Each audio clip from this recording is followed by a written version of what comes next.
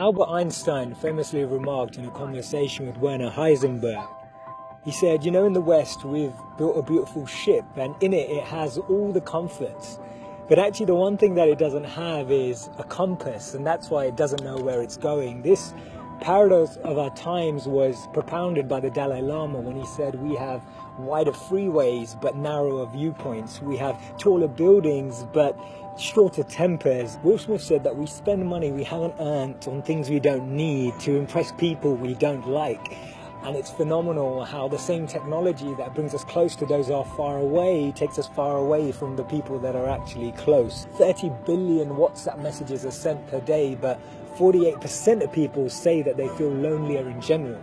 The paradox of our times is that we have more degrees but less sense, more knowledge but less judgment, more experts but less solutions. It was Martin Luther King who said that the irony of our times is that we have guided missiles but misguided men. Have you ever found it perplexing that we've been all the way to the moon and back, but we struggle to start a conversation across the road or across the train? And it's amazing that Bill Gates was known as the top earner in 2015 with a wealth of 79.2 billion, but 1 in 4 CEOs claim to be struggling from depression. Do we actually thrive off this paradox? Is it that this paradox actually makes the media interesting? It's what makes journalism interesting. It's what makes politics interesting. It's what makes television interesting. Is this paradox actually what we feed off and what we live off and what we talk about and discuss in our circles? Doesn't it seem that we've tried to clean the air but polluted our soul? We've split the atom but not our prejudice, and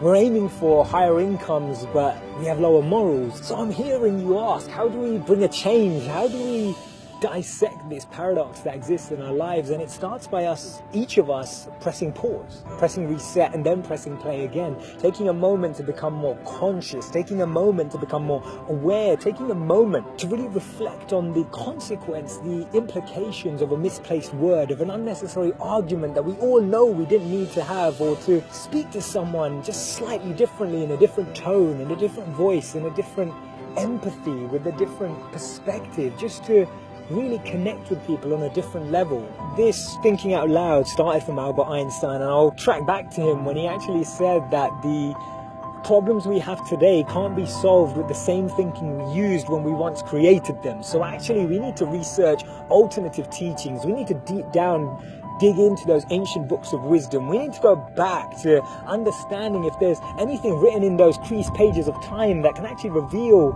more knowledge and more wisdom of how we can transform our experience of life today. Otherwise, this paradox means that every step forward we take, we're taking 3 backwards every time.